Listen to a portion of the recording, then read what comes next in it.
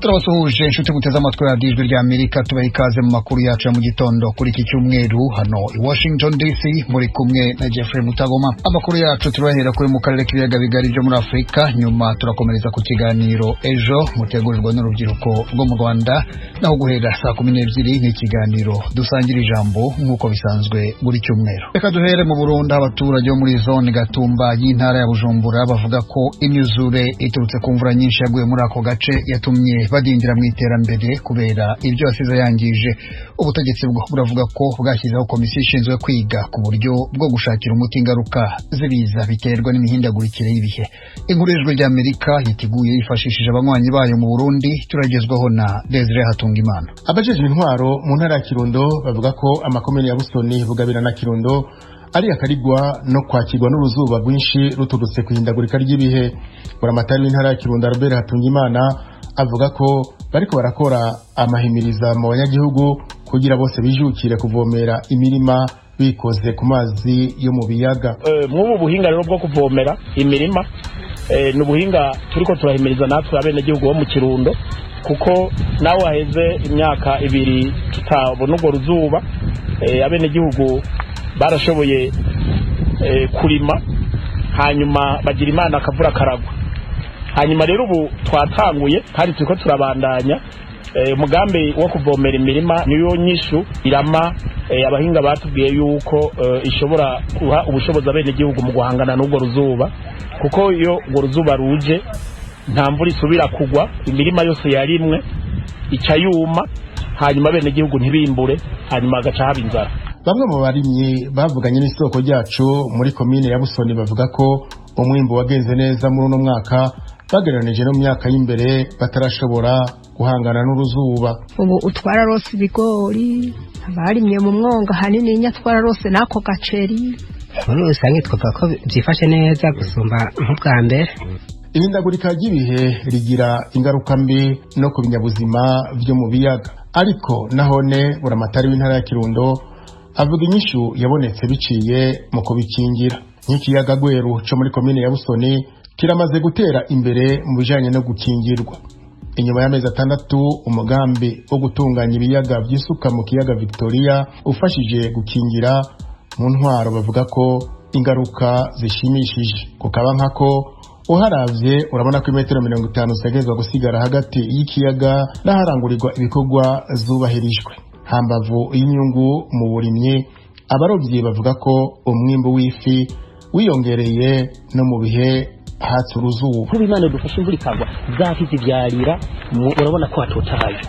Umva zafi yamaze aduze cazigira indani zikaza zivyarira hariya za metero 50 basikaza. Iyo rero zimaze kujayo zirazumva dufate umuzurira umara amezi 4. Urabona umuzuri kunda kuduga mu kwa 11 mu kwa 12. Mu kwa mbere harakazuba kitwa ngo namagage. Ajya amagage rero namagage uruzuramera nk'amazi akanuki hari indani. Zafi rero cyatumera izisubira mu mazi, zisubira mu mazi zisero zarakuze. Umwimbu rero ucuboneka kubera yale zeme niyo ibiki samaki. Abajejwe uburimyi n'ubworozi mu ntara ya Kirundo bavuga ko ifi zirobwa zavuye ku biro 700 ku munsi zijya ku matona 3. Amakuru dukura mu bajejwe intwaro nuko n'ikigega ca komine Busoni kirangwa mu kiyaga Gweru cabombotse. Amakori yigwije inshuro 10 ugeranije no myaka 5 y'imbere. Abanyagihugu batarumva akamaro ko gukingira ikiyaga. Ujejwe uburimyi n'ubworozi mu ntara ya Kirundo Leonard Birenze avuga ko igihe imvura yabonetse ari nyinshi uruzi Kagera rugaburira igihugu cy'u Rwanda n'u Burundi ruciye mu ntara ya Kirundo wisuka mu kiyaga Gweru, gutyo n'ifi zikabona kugwira. Ashaka kumeneka atameneka agaca aza ku akazi mu Burundi. No kwifire ziri muri Kagera shazizima. Usanga y'amafi mu cimbura nyinshi. Aho uzahuze abaguzi amafi yaje kwera hari amakagera agaca kunterera za Gweru. Hari rero amazi byo ni Kagera amazi avuye muri Nyabarongo Kagera agarukira. Niho rero umwimbu mwinshi w'amafi ngaha. Igihe c'amapfa abanyagihugu begereye ikiyaga Gweru bavuga ko batagenda akagirire kuko baheza bakacikorako. iki kiyaga kiradufasha kiyo inzara yateye ufise umuntu w'umurovyi nyene akaja mu ruzi azanye nk'udufi tubiri nukarondera utuvuta ukagakaranga nyene ugateka ugacumba ubugara abana bakarya. Intara ya Kirundo yahoze yitwa ikigaga c'u Burundi kubera umwimbo mwinshi waharangwa, ubu ikunze kwibonekezamwo uruzuba. Mu myaka iheze abanyagihugu baraheba bakomoka bagahungira mu zindi ntara, abandi bakaja mu bihugu bibanyi. Ivyo bikabuko mu gihe iyo ntara iharugwamwo ibiyaga bigera ku ndwi. Ariko rero mu ntwaro bavuga ko imyaka 2 iheze iyo ntara ubu iri mu gahengwe k'ingaruka zivuye ku ihindagurika ry'ibihe. Urakoze Desire. Perezida wa nyuma w'umuzungu wa Afrika y'Epfo Frederick William de Klerk yitavye Imana tariki ya 11 z'ukwezi kwa 11. Yasize kanseri, yarafite imyaka 85 y'amavuko. Yari muntu ki, asize murageki? Thomas Kamilindi nibyo tubwira. Frederick William de Klerk yavukiye mu mujyi wa Johannesburg mu 1936 mu muryango w'abazungu b'abahezanguni. Ise umubyara Johannes de Klerk yari umwe mu bikomerezwa by'umutwe wa politiki National Party washinze politiki y'ivanguramoko yitwaga apartheid. Johannes yabaye ministre igihe kirekire ndetse aza no kuba president wa Sena n'umukuru w'igihugu kubw'ubusigire igihe gito mu 1975. Frederick de Klerk yinjiye mu ishyaka rya se akiri muri kaminuza ishami ry'amategeko mu myaka y'1950. Mu 1972 yatorewe kuba depite. Hashize imyaka 6 yabaye minisitiri w'imibereho myiza y'abaturage. Kuva icyo gihe akomeza kuba muri guverinoma agenda ahindurirwa za ministeri kugera mu 1989 ubwo yabaye umuyobozi wa National Party ahita aba n'umukuru w'igihugu agitegeka kugera ku ndunduro ya apartheid mu 1994.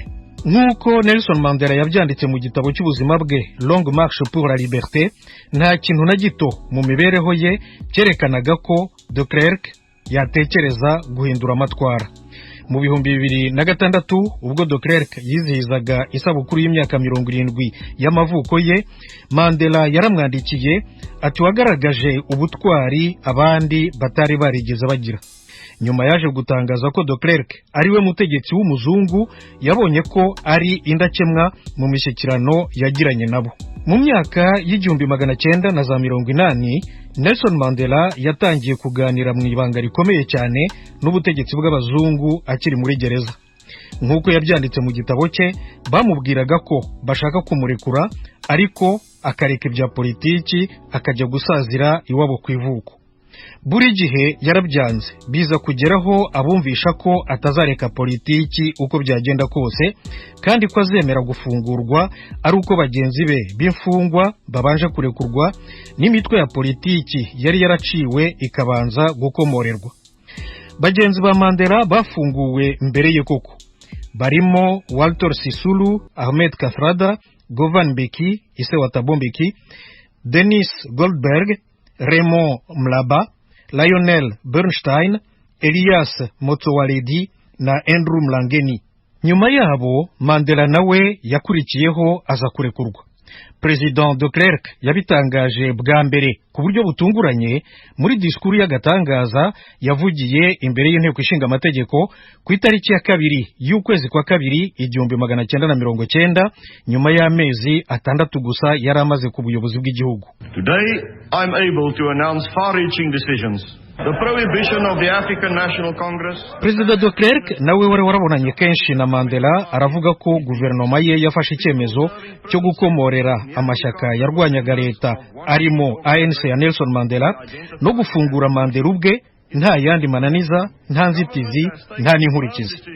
De Klerk yaje gutangaza ko iki cyemezo yari yagihishe abantu bose yemwe n'umugore we. Nelson Mandela yasohotse muri gereza ku itariki ya 11 y'ukwa 2 1990, iminsi 9 nyuma ya disikuru ya President de Klerk. Yari amaze imyaka 27 afunze.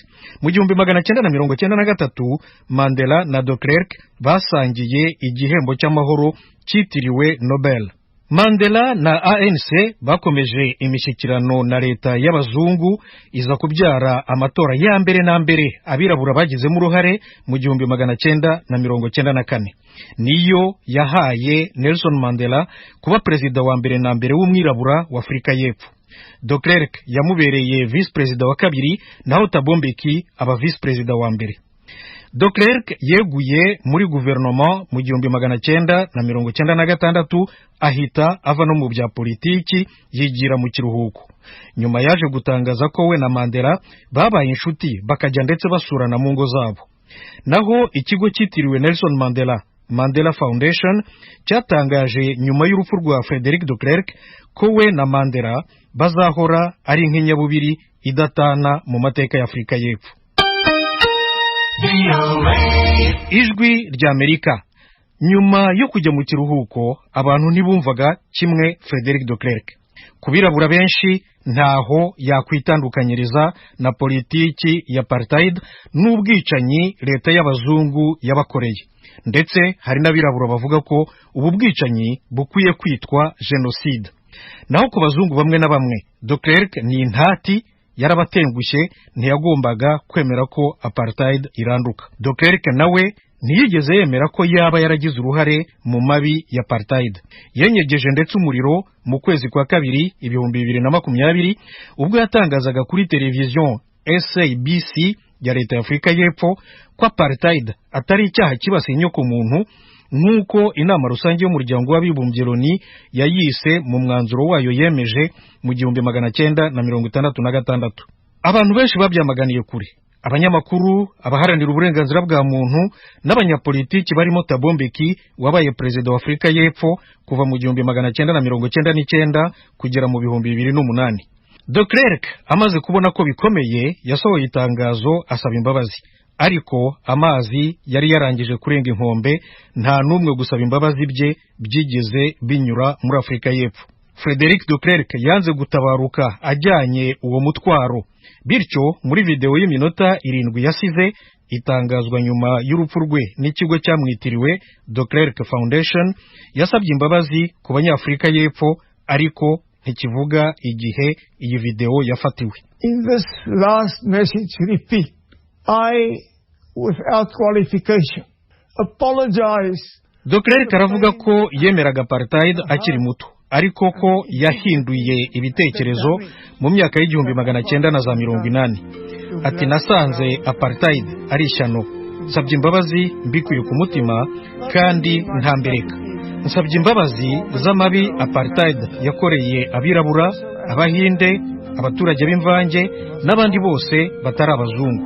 Nsabye imbabazi nk'umuyobozi kandi nk'umuntu ku giti cyanjye. Ariko rero Frederick de Klerk ntiyatura ngo avuge uruhare rwe bwite yagize muri politiki ya apartheid. Ukomeje kumva Radio Ijwi ry'Amerika ivugira Washington DC.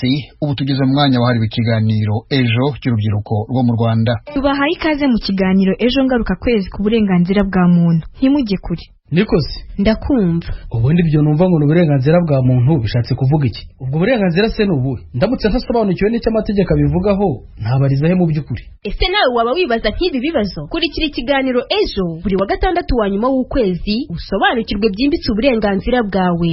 Ni kuri Radio Ijwi ry'Amerika ku murongo w'104.3 FM. Iki kiganiro mugitegurirwa n'umuryango Ejo Youth Echo ukorera i Kigali mu Rwanda.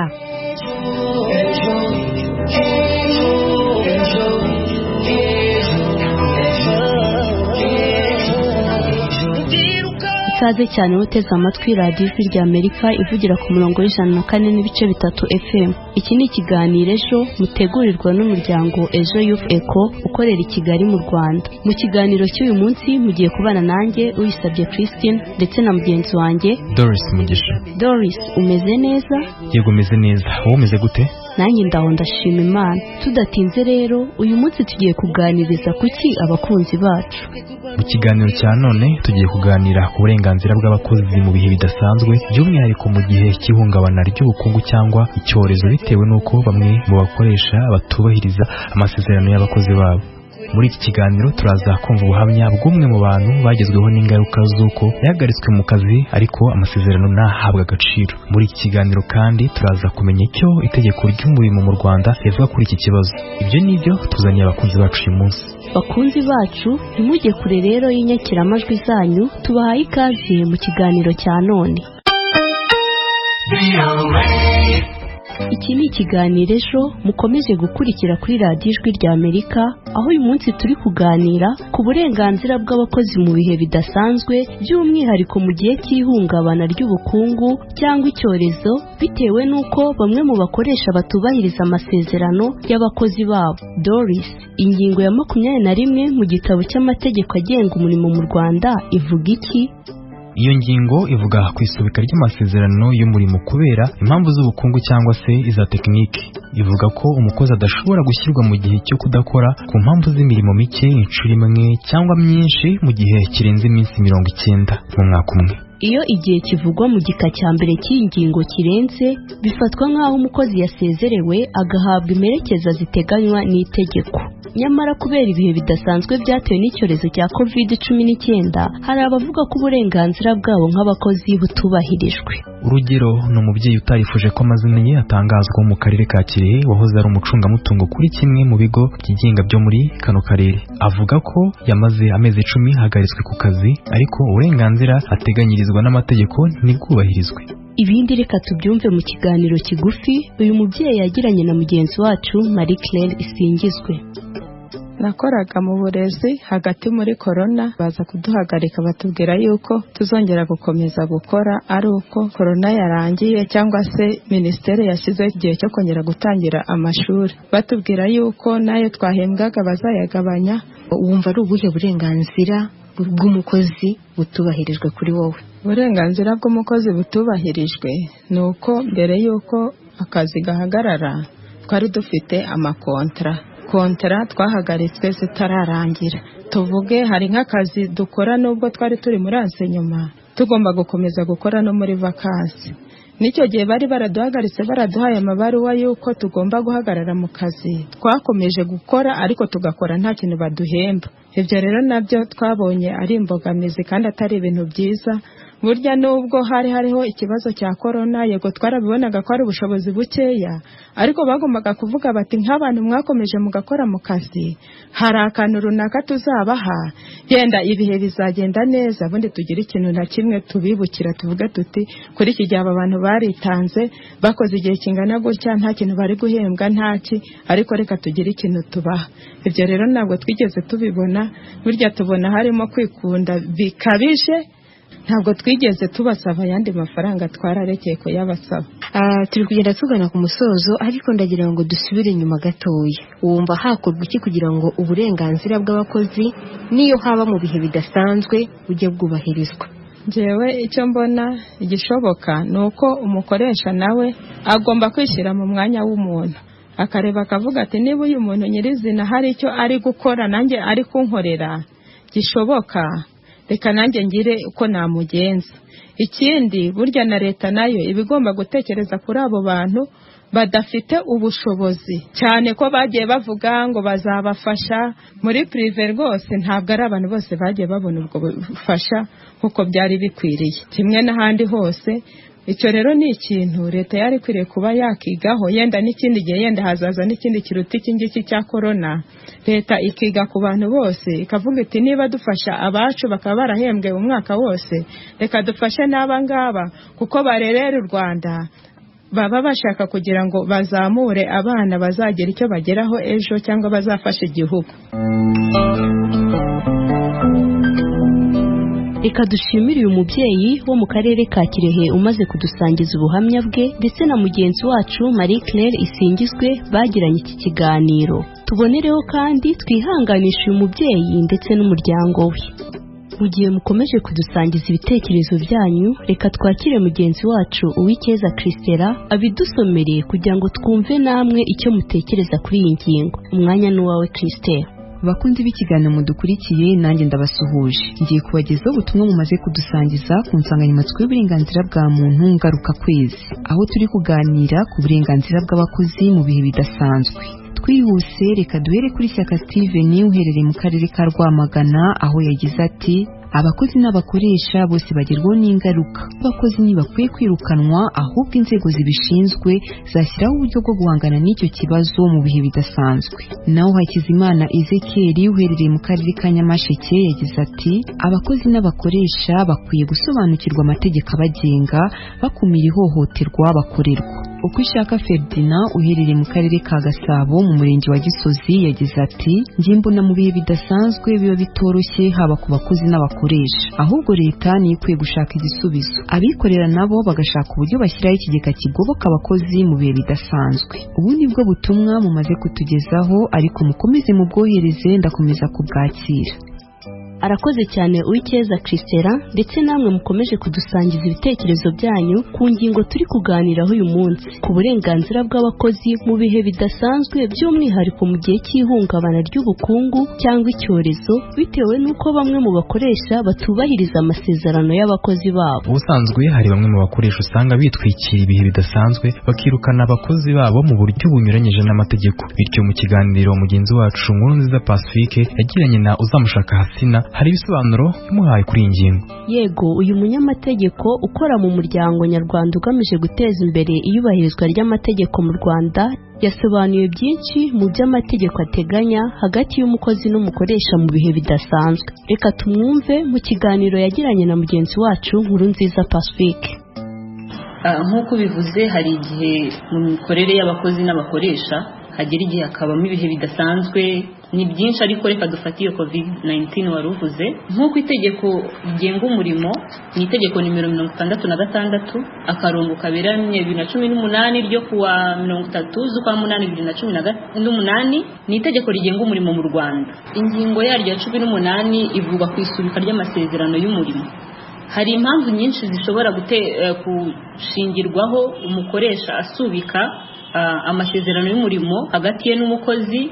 Muri izo harimo n'impamvu y'ibihe bidasanzwe, aribyo twavugaga, cyangwa hari icyo bita impamvu ndakumirwa zituma imirimo ihagarara, force majeure, ari naho twakrasa iyo COVID-19.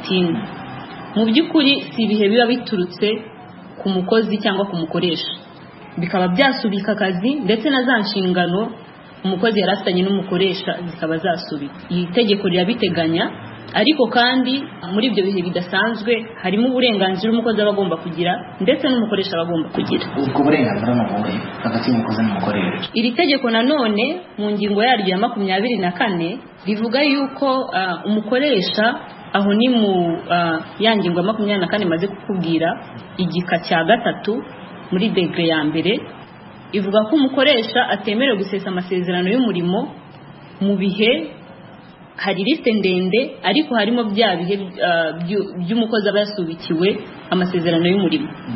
Mu gihe umukozi yasubikiwe amasezerano y'umurimo, umukoresha ntaba yemerewe kumusezerera mu kazi cyangwa gusesa amasezerano y'umurimo afitanye nawe. Aribyo bya bihe bya COVID twatanzemo urugero, umukoresha yemerewe gusubika amasezerano ariko atemerewe kuyasesa nk'uko ingingo ya 24.